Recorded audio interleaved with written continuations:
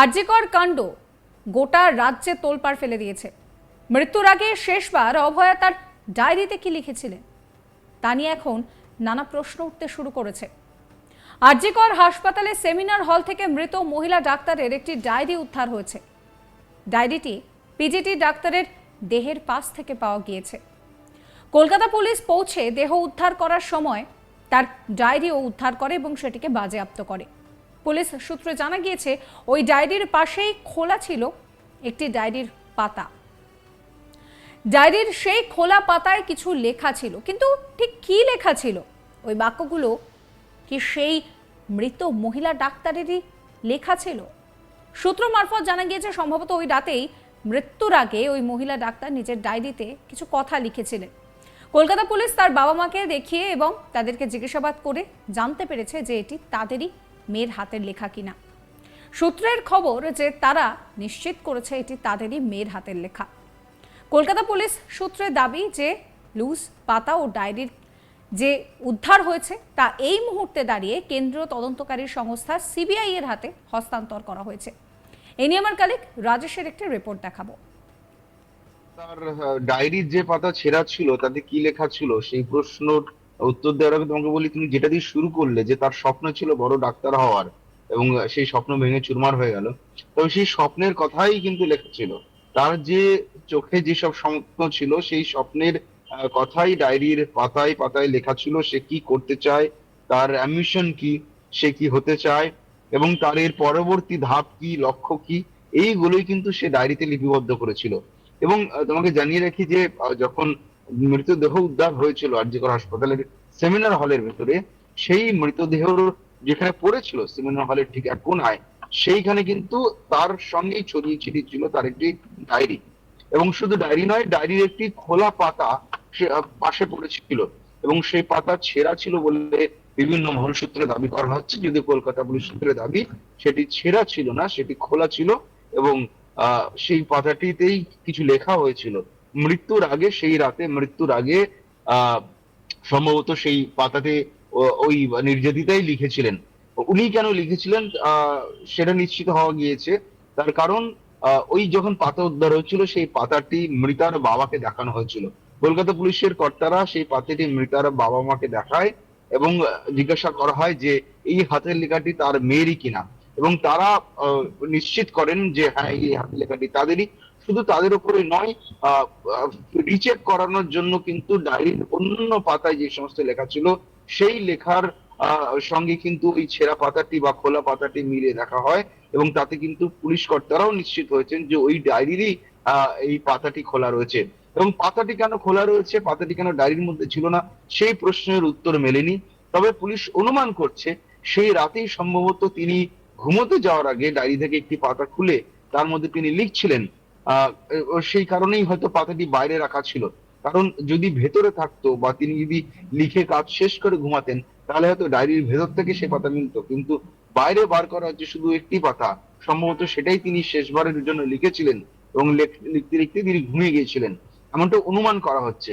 এখন প্রশ্ন হচ্ছে সেই ডায়েরিতে কি লেখা রয়েছে। মৃত্যুর আগে ওই নির্যাতিতা শেষবারের মতন তার ডায়েরির পাতায় কি লিখেছিলেন, যেটা পুলিশ সূত্রে আমরা জানতে পারছি সেই ডায়েরির পাতায় তার স্বপ্ন, তার লক্ষ্য, তার ইচ্ছে সবকিছু তিনি লিপিবদ্ধ করেছিলেন। তিনি অনেক বেশ কিছু লিখেছিলেন, অনেক কথা, তার মনের কথা, তার স্বপ্নের কথা। কিন্তু কয়েকটা বিষয় আমরা পুলিশ সূত্রে জানতে পেরেছি, যেটা পুলিশ সূত্রে দাবি সেখানে তিনি বেশ কয়েকটি হসপিটালে কোথায় কোথায় তিনি চেম্বার করতে চান, কোথায় কোথায় তিনি প্র্যাকটিস করতে চান, এই বিষয়ে তিনি তার ইচ্ছের কথা লিখেছিলেন। কলকাতা এবং ব্যারাকপুর শহরের বেশ কয়েকটি নামজাদা বেসরকারি হাসপাতাল এবং বেসরকারি ক্লিনিকের নাম সেখানে উল্লেখ ছিল, যেখানে যেখানে তিনি প্র্যাকটিস করতে চান, তার চেম্বার খুলতে চান, কোথায় কোথায় তাকে কাজ করতে হবে, সেরকম ইচ্ছের কথা ওই পাতায় লেখা ছিল। এখন প্রশ্ন হচ্ছে কেন ব্যারাকপুর? তুমি জানো ওই নির্যাতিতার বাড়ি উত্তর 24 পরগনা জেলায় এবং তার বাড়ির কাছেই ব্যারাকপুর শহর।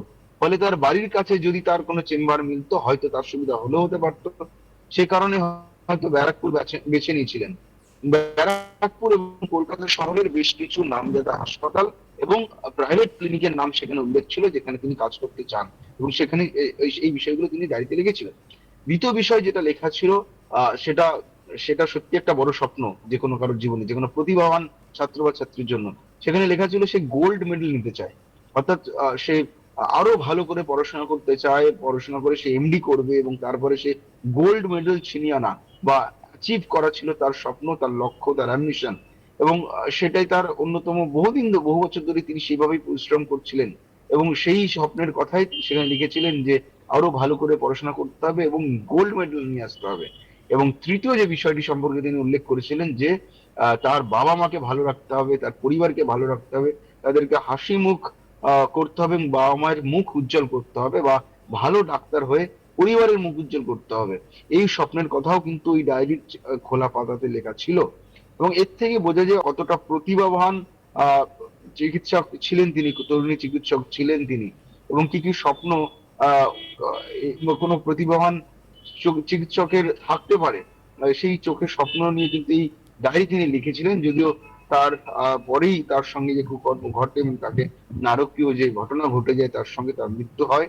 এবং তারপরে সেই ডায়েরি এবং সেই খোলা পাতা কলকাতা পুলিশের হাতে পড়ে। যখন তার দেহ পাওয়া গিয়েছিল, সে সময় দেহের পাশেই এই ডায়েরি এবং ছেঁড়া পাতা পড়েছিল। কলকাতা পুলিশ সেগুলি কি সিজ করা করা হয়। সিজ করার আগে তার বাবা মায়ের থেকে আহ হাতের লেখা বা হ্যান্ড রাইটিং সুনিশ্চিত করানো হয়, যেটি তাদের মেয়ের লেখা কিনা। তারা যখন সম্মতি জানান, সুনিশ্চিত করেন, তারপর ডায়েরির অন্যান্য পাতাগুলি থেকেও হ্যান্ড রাইটিং ম্যাচ করানো হয়েছে। সেখানে পুলিশ কর্তারা এক প্রকার নিশ্চিত যে হ্যাঁ, এটি তার, অর্থাৎ ওই নির্যাতিতার লেখা ডায়েরি ছিল। এবং সেই পাতাটি যেহেতু আলাদা পড়েছিল, সেটা আলাদাভাবে সিজ করা হয়েছে বলে পুলিশ সূত্রে দাবি। এটা আমরা জানতে পারছি যে ডায়েরিটিও যেরকম সিজ করা হয়েছে, খোলা পাতাটিও সিজ করা হয়েছে। কিন্তু যেহেতু দুটি আলাদা অবস্থায় ছিল, ফলে দুটি আলাদা ভাবে সিজার দেখানো হয়েছে এবং সেটা ভিডিওগ্রাফিও করা হয়।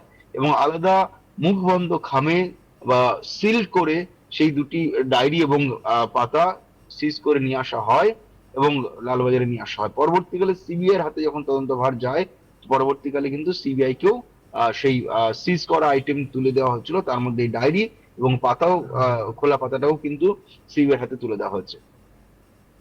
31 বছরের এই মহিলা ডাক্তারের চোখে অনেক স্বপ্ন ছিল। তার স্বপ্ন ছিল তিনি পড়াশোনায় ভালোভাবে গোল্ড মেডেল নিয়ে আসবেন।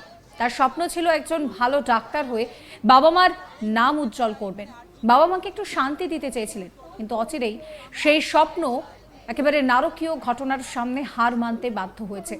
এই মুহূর্তে আরজি কর কাণ্ডকে কেন্দ্র করে রীতিমতন শোরগোল পড়ে গিয়েছে।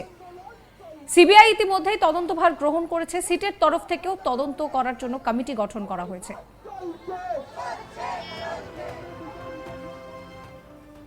সাবস্ক্রাইব করবেন আজ তাক বাংলার ইউটিউব চ্যানেলকে, ফলো করবেন হোয়াটসঅ্যাপ চ্যানেলও।